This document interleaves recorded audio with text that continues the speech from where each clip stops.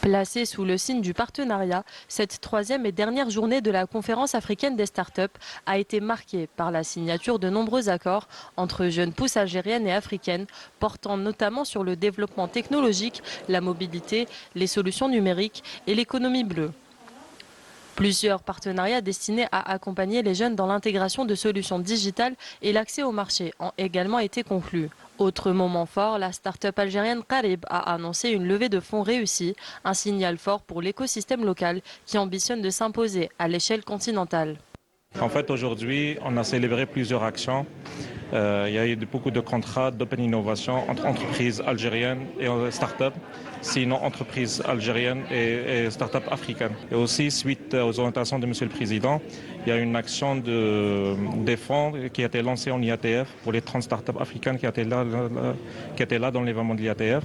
Le but, c'est d'améliorer l'impact de ces start-up au niveau africain, de développer le produit et d'aller scale-up. Ça allait aller à d'autres countries ou à d'autres pays à l'international. Et ça, c'est le but global des signatures aujourd'hui qui ont été faites au Africa Zata Conference 2025, 4e édition. Les délégations venues de plusieurs pays soulignent elles aussi l'importance de cette dynamique commune qui place les entrepreneurs innovants africains au cœur des priorités.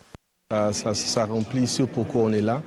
Ça fait partie des objectifs pour lesquels nous sommes là. Déjà, nous étions à l'IATF il y a quelques mois.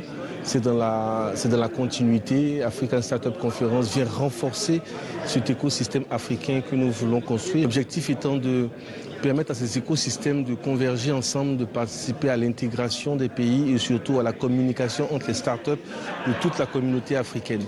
Donc l'important pour nous, c'était vraiment ça, voir comment est-ce que, à partir du Made in Africa, à partir des PME, des SMI, à partir des startups, comment construire un écosystème industriel, un écosystème de croissance pour l'Afrique. Pour les jeunes porteurs de projets, ces accords signifient l'ouverture vers de nouvelles opportunités, un accès facilité au financement et un soutien concret pour transformer leurs idées en solutions. L'initiative de soutien aux startups est remarquable, offrant un accompagnement concret même aux entrepreneurs basés à l'étranger.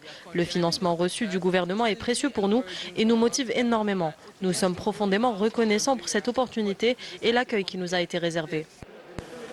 Une clôture marquée par des engagements concrets qui confirment l'émergence d'un véritable espace africain de l'innovation, porté par des startups de plus en plus connectées et ambitieuses.